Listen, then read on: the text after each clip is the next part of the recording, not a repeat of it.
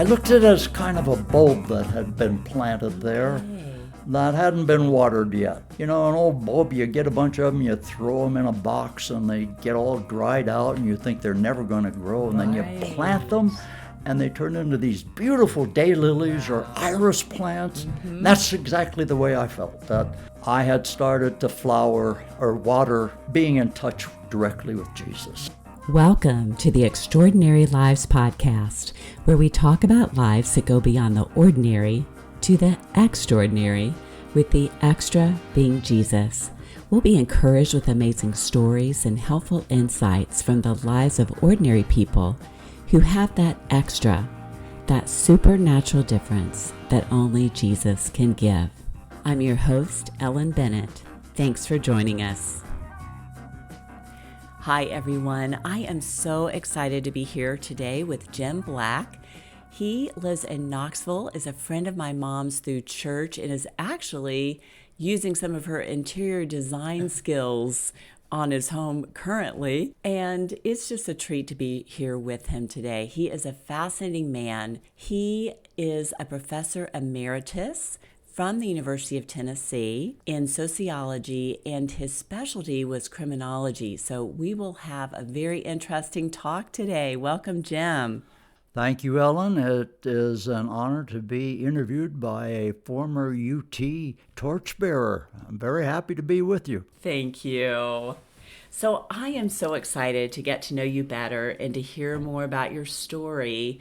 Let's start just with the basics of where you grew up, your family, and then also your current family. Okay, I divide my life so far into 3 periods of time. 26 years in Iowa, various places, 4 years at Carroll College in Waukesha, Wisconsin, and then from 1967 on at the University of Tennessee and in Knoxville. My family began when my father and mother got married in 1917, and they lived there on farms in northwest Iowa with their 6 children that they had until 1936. In 1936, the family gave up a life of farming, and they moved to Spencer, Iowa, about 25 miles away. I came along about a year later in 1937. So the family before was farming. The family from me on was living in town. Okay. I never lived on a farm.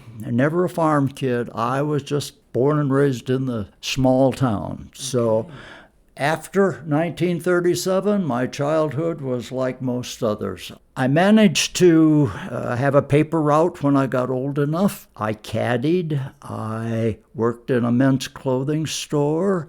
I helped out part-time in a couple of neighborhood grocery stores. And in my senior year in high school, I was running for student body president. A little gal over at the Clay County Fair was working in the 7-Up booth. Her name was Cindy McCurdy, and she had made a bet with a friend of hers that she was going to get a date with me by the end of the fair. Wow. My friends were after me, telling me, you need to go ask that girl for a date. I was a pretty shy kind of guy. And by the end of the week, yes, I got enough courage to ask her for a date. She accepted. She won her bet. I was a happy guy. She was 2 years behind me in high school. So when I graduated, she was going to be a junior in high school. She spent 2 years in high school. My first 2 years were then spent at the University of Iowa in Iowa City. And at the end of that 2 years, we got engaged when she graduated from high school.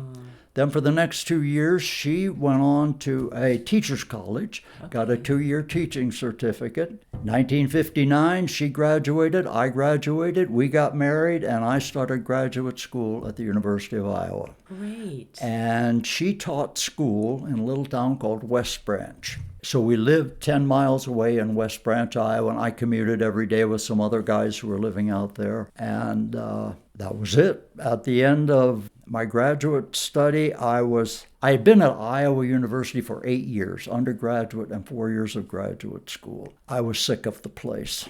So I decided I was working on my PhD, but I couldn't get anything completed unless I left. So I had been offered a job in a small private Presbyterian school, Carroll College, Waukesha, Wisconsin. We moved there, and in that 4-year period, we had our first child. My father passed away.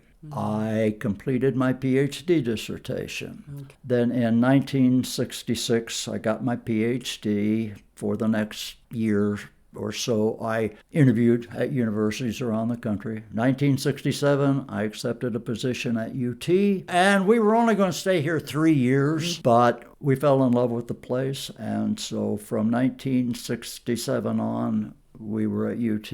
Wow. A year after I got here and had been teaching, I was suddenly thrust into the position of acting head of the department. Wow. And within that first year after that, I became head of the department, where I was head of the department until 1977, I believe it was. Way too long. After that, I went on and took about 5 years to get my head straight and back into criminology again. Went to Brazil on a couple of research trips to study Brazilian policing, the civil and military police, and violence in Brazil. Then I came back and taught graduate school and undergraduate, several PhD students, until 2002, when I graduated as emeritus professor. Yay, The happiest day of my congratulations. life, I think. And the last 5 years I was there at UT, I was the chair of a legal studies interdisciplinary program. They're now making interdisciplinary studies a major Yes. part of the college, which I think is excellent. It was a great experience, a great way to end my career. So I had a very satisfying life, very satisfying career, and here we are. That's great. And tell me a little bit about your faith. How did you come to follow Jesus, and what does that mean to you? Okay. I was baptized when I was 12 years old. And like, I think an awfully lot of people, baptism was supposed to be it. We were supposed to be saved. I mean, at 12 years old, I was thoroughly happy, and I did not know anything about what the implications of knowing Jesus were. I have to admit that it was probably the 4 years at Carroll College that cemented that in my mind. When my father died, he and I had had a very, I'm going to say, tense relationship through much of our lives. And one of the things I never wanted to be in a small town was one of Ray Black's boys. And that's the way you were sized up. Whenever I was introduced anywhere, that's Jimmy. He's the baby of the family. He's one of Ray Black's boys. Stop right after Jimmy. That's all I want. Look at me, not one of Ray Black's boys. I had struggled with that really, really hard. And when he passed away, I had been there, took Cindy and our son back to Iowa. She stayed for about 6 or 8 weeks while I kept driving back and forth to relieve the family while Dad was in the hospital.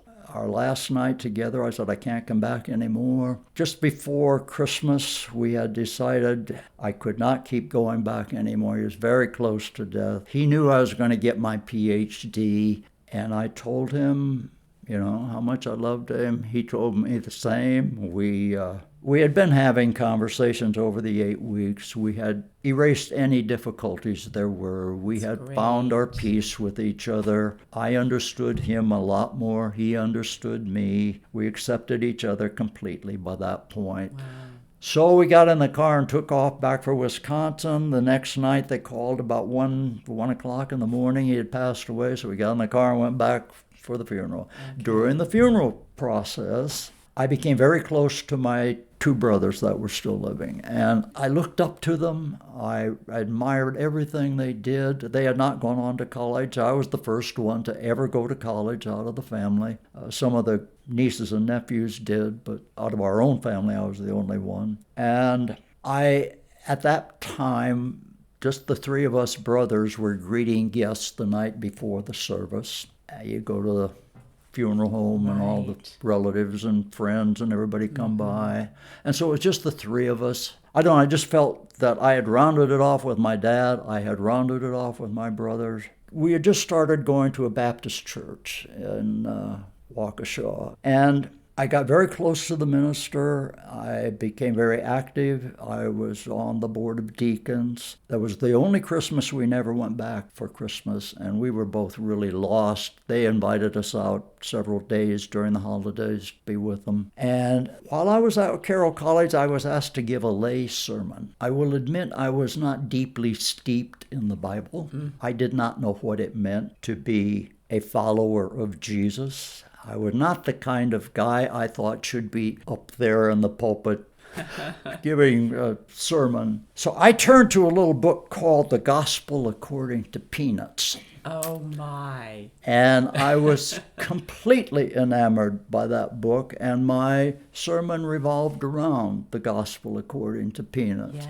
I understood that much more than a lot of parts of the gospel at that time. So I felt good after that, and I felt much, much closer to Jesus than I had through that whole process of my having a son born, having my father pass away, completing my PhD, being very active in a church that was very supportive with us. I looked at it as, you know what a bulb for lily, a bulb for iris, flowering bulbs. I looked at it as kind of a bulb that had been planted there that hadn't been watered yet. An old bulb, you get a bunch of them, you throw them in a box, and they get all dried out, and you think they're never going to grow, and then you plant them, and they turn into these beautiful daylilies or iris plants. That's exactly the way I felt, that I had started to flower or water being in touch directly with Jesus. Wow.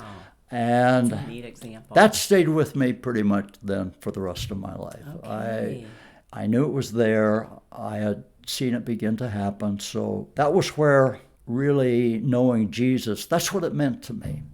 The Holy Spirit, I always thought was a wind or something. But God planted something in us when the resurrection of Christ occurred. And I said that for me was what that meant. So that was where I actually began to start thinking about intentional choices that were Christ-oriented. Okay. And I will admit, after that, I fell back and forth. It was a zigzag trip up until now. But that was where it happened. Okay. And it was really very profound for us and made it easier to leave Carroll College, move to Tennessee, and start anew. And so we ended up eventually at BUMC and United Methodist Church of Bearden. Oh, yes. I'm sorry. Then I got into Sunday school, and then after that I got into teaching class on the rotating basis. Then I really got into studying the Bible.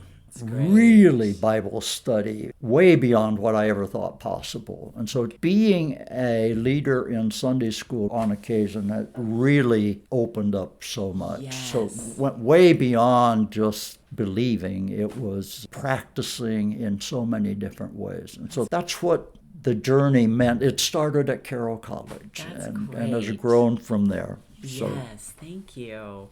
Well, I'd love to hear about just some interesting aspects of your life, either teaching or in your research, and then also just how God has impacted your life, any God stories you might have. Okay, I'll throw some of those in along the way. That sounds perfect. I tried to think about what influence religion and God, Jesus had on my life in terms of my career. And I came down to two things. Number one, it taught me how to be very influential in terms of being kind and to be compassionate with students. That you have to understand that they're a lot more than a student when they come into the classroom. You have to appreciate that they really are not there to hear you for very long. They are here with a lot of things on their mind. They are leaving with a lot of other things on their mind. So you don't have them for very long. And you better be ready to treat them the way they expect to be treated, with respect and everything. And so great influence of my religion has been basically on just being kind of kind and compassionate with students. That's great. On the other side, I ran into a bunch of teachers from elementary school on who were very influential by being kind and considerate toward me. In 6th grade, and I was really a very shy kid then. Your mother would not believe that now, but back then I was. And my 6th grade teacher asked me if I would be the master of ceremonies at our Christmas concert. Well, once I got in front of that microphone, it was a fake microphone at the time, but once I got in front of it, saw that auditorium full of people, I knew that I was going to have to be able to talk to groups of people no matter what. She gave me a confidence I had not had, and that was a fantastic gift. Then when I got into college, I found out that some professors were exceptionally gracious and kind, mentor-like in the way they dealt with you. Yes. And I had one professor, it was my beginning of my senior year, I was taking a required course in methodology. We came to our final exam and I answered a question. I thought it was the perfect answer to that question. The professor called me in before he gave exams back and said, I'd like to have you talk to me about this one question. Explain your answer to me. Mm-hmm. And I said, well, here's how I read the question. And here's how I gave my answer based on the way I interpreted it. And he says, it's very interesting. I never would have interpreted it the way you did. But the way you interpreted it is exactly the way I would have responded to it if I had written it that way. So he gave me the benefit of the doubt and gave me credit for my answer based on the way I was thinking. And he said, and my question might not have been written quite the way it could have been to get the response you gave. That was great. At the end of that semester, I, along with 12, 13 other kids, were invited to become part of a senior seminar that invited us to graduate school.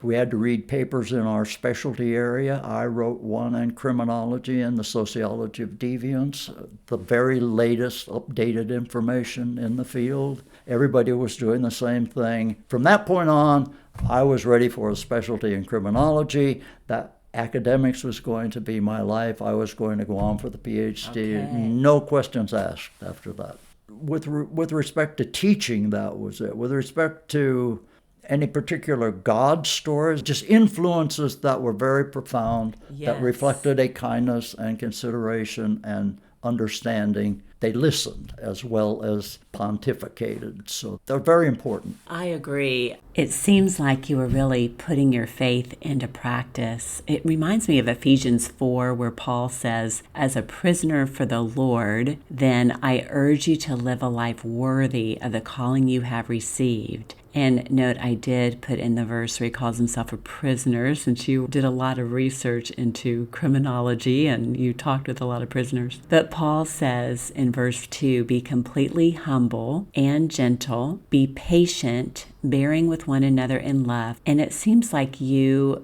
really wanted to put into practice what the Bible says about how we treat others. Because Jesus gives us that incredible grace, we are able to pass that on to others. So I really see you making an effort to do that in your life and to apply those principles to your life as well. Even more so, I'm impressed that you were willing and your professors were willing, and you noticed that your professors were willing to look at the whole you. It wasn't just about the answer, it was about your thought process. Yes. And to even have that humility of themselves to do that. So those are great stories. Good for us all to remember. Yeah, right. Well, let me know a little bit, too, about your research. What all did that involve? I had been reading about a murder for hire that happened out here in West Knoxville in a parking lot. And I read through it and I started laughing. I said, that is just the craziest thing. Mm-hmm. And there wasn't much written about the topic. I went in and talked to the department head at that time, and I said, I'm going to go off and study this for a while, and I just can't figure out why not much has been done on it the way I think it should be. Mm-hmm. So that got me kind of started.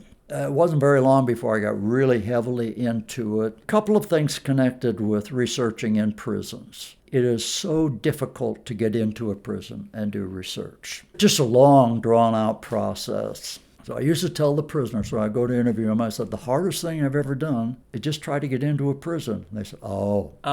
So said it was so easy. Oh, that's great.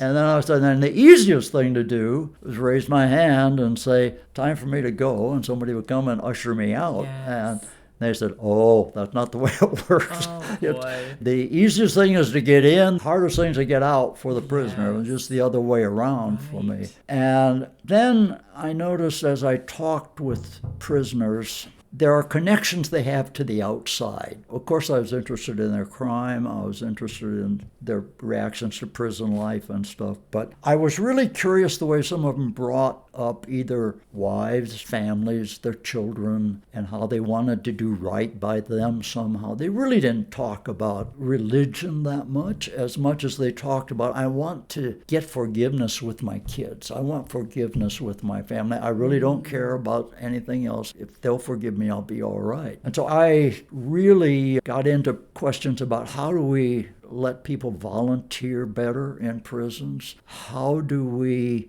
get people to look at youth problems, which I was particularly interested in? How do you deal with their kids? And what kind of support do we give the children of people who are in prison? We convict the criminal. We don't convict the family, Right. and the family has to live with it. We do a lot more than we used to, but we don't do a great deal to support given families. It struck me that it was like teaching a student. There was a lot more to talking to them about things than just their crime. One guy, he had been very bad to his wife, and he had taken all her money and he'd used it to buy drugs for himself and to try to get in the drug business out of Atlanta and these kinds of things. And he got into murder for hire because he thought he could make a lot of money and then go big on drug distribution, which was crazy. But I had asked him, would you treat your wife or other women the same way when you get out of here? He said, frankly, I suspect I would. And I said, well, you've got some work to do. Yeah.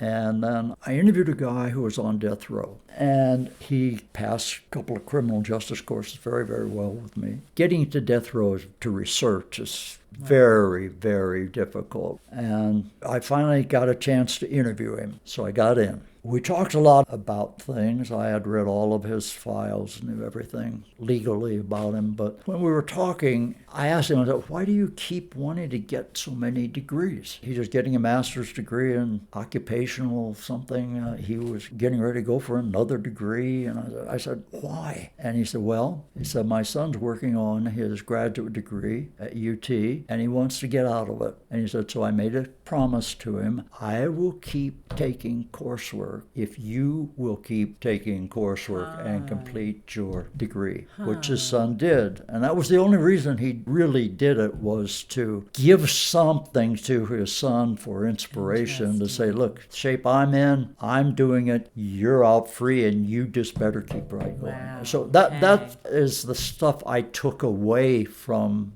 the research, really, that stayed with me religiously. Inspire people to do better than you have been able to do, that won't make the same mistakes you have made. And that's really what the research proved to me. Wow, that's great. Well, thank you so much for sharing. These are really fascinating stories, and I love seeing how you have processed them. It's not just that you've seen this just objectively in your research, but you've really wanted to learn from these stories yourself and apply what you're learning. You mentioned how important it is to have ministry to prisoners. Are there any ministries that you would recommend to people who might want to try to get involved in prison ministry? Yes, I think there are 2 or 3 things you can do. Number one, you can simply try to visit prisoners who don't have people that can visit them. And that may be very hard to do. Number 2, you can deliver books to prisons so that they can read them. We have lots of places to drop off books. We don't often think of prisons as a place to do it. Number 3, you can teach classes. There are lots of writing classes taught by people in prisons that really very, very fascinating reading, the way that the prisoners respond to being able to write their stories, and take the talent you have and try to apply it to how you can use it in prison, and that's where it works best. I found myself using it best by helping teach correspondence courses where prisoners could take courses. Some universities don't allow that. Some professors don't want to deal with prisoners as students. I think if you're a teacher, why not? But those are examples of things you can do. And then there are people who can really become almost semi-professional at some things. Or if you're a writer, if you're a painter, go teach them something, how to paint, how to write, how to be creative. There are lots of different ways to make yourself useful, and you never know when the spark's going to light in somebody. Right. So that's the kind of thing I'd suggest. Okay, thank you. I'd love to hear a few more God stories in your life. Okay. I've had several experiences that have been deeply personal, deeply moving, and very powerful. Before one of my brothers passed away, I was going to the beach with the family, and I knew he was close to dying. I left my phone numbers with him along the way in case anything happened. When we got there, I phoned and said, this is the number to reach me in case anything comes up. We'd been there about a week, and I was at the beach. It was a Saturday morning. We had just settled down into our chairs under the umbrella. We were just relaxing. And I turned to my wife and I said, Cindy, I have this strange feeling. I said, I think Bill has passed away. And I said, I don't know why. I said, I am almost positive he has just passed away. And later that afternoon, I got the call. He had passed away. Of course, he was dying, and it could happen of any. Some things are not coincidence to me. That is one that is not a coincidence. My wife was a lifelong friend of another person. She had been maid of honor at our wedding. We kept up with her for years and years and years. She got Alzheimer's, and she was put in a home. Cindy had been corresponding with her daughter, and she was taking pictures and then writing little notes and sending them, and her daughter would read them and show the picture to their mother, and she could kind of remembered but couldn't. But they just tried to keep up with each other. But Cindy was going through Alzheimer's at the same time, at a different stage, earlier stage. And one night I had a dream. It was Kathy's daughter was calling me. And she said, Jim, I cannot reach Cindy, and I have to reach Cindy. I have a message about my mother that I have to tell her. And that was it. The next morning, I talked to Cindy about it, and we just said, well, maybe I've been dreaming a little too much or something. I don't know. I said, no, that was a strange dream. 1 week later, we get the call. Kathy has passed away. There were two people with Alzheimer's who could not communicate themselves in any way, and that was not a coincidence to me. Then, this spring, my brother Bob, the last one, I'm the last one in the family now. My brother Bob is 95. We'd been communicating by telephone and had done some FaceTime. And we decided we were both too old and really didn't need to look at each other anymore that way. So we just went to telephone calls. But I called him rather than him calling me because he was having a lot of trouble trying to make the calls. I'm sitting at my computer about 9:30, 10 o'clock my time, probably 8:30, 9 o'clock his time in Iowa. I get a call. It's from Bob. I'm like, what? So I pick up the phone. I said, Bob, what's up? He says, Jim, I've fallen. Get somebody out here to help me. Get me up. Then he hung up. 1,200 miles away. Yes. I'm not going to be able to get to him. I call my niece in same town. She says, I'll go check on him. I said, call the police, call the ambulance, get somebody to the house. It's a small town. They all know each other.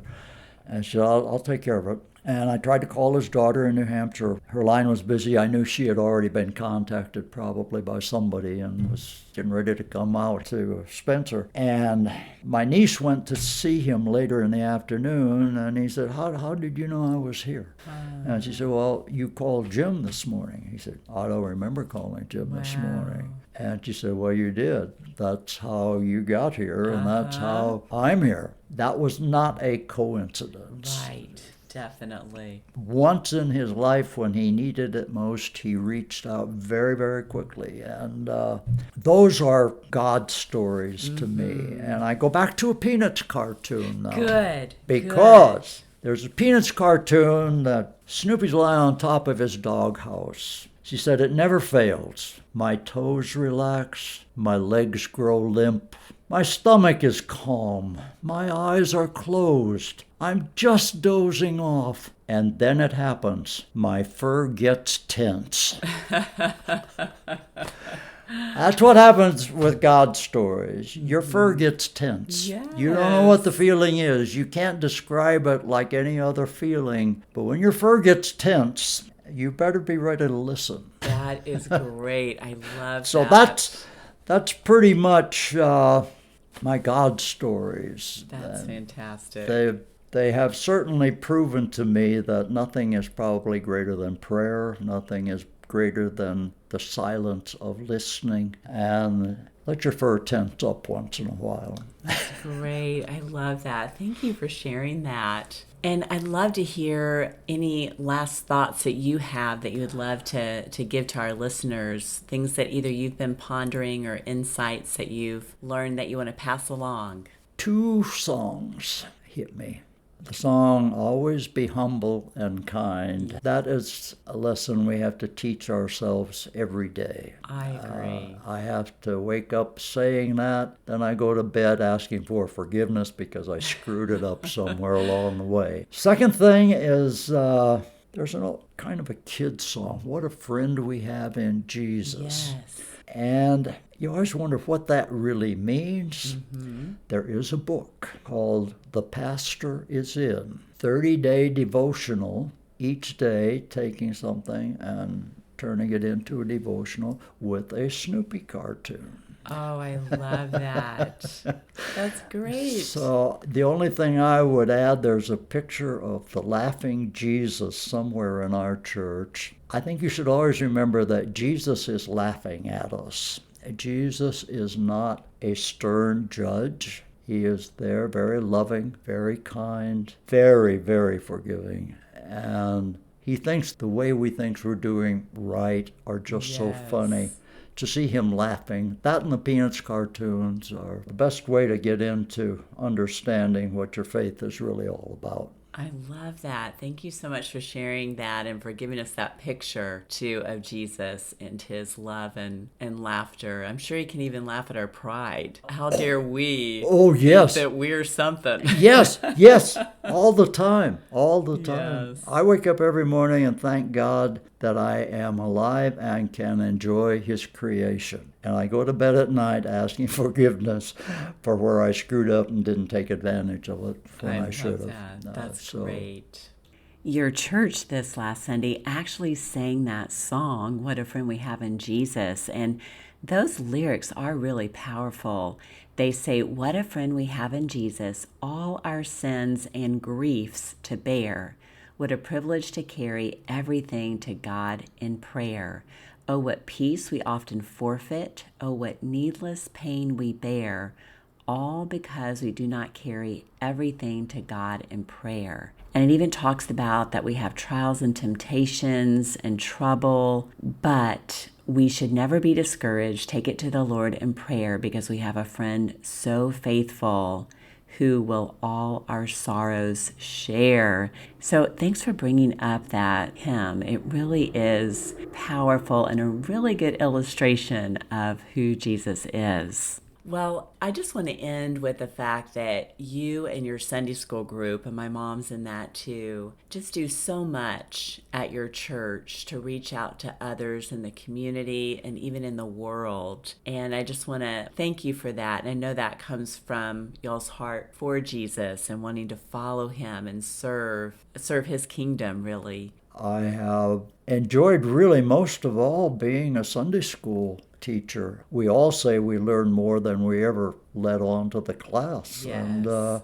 I do. I just can't believe how much I learn from it and how it stays with me more and more. Helping people read the Bible and study it better. I don't think we make decisions, intentional decisions, without understanding Jesus' message. Well, I know you all as a Sunday school class volunteer to do so much, whether it's helping out with handing out food to people in the community or the rummage sale, etc. So that's really fantastic that you all serve so much.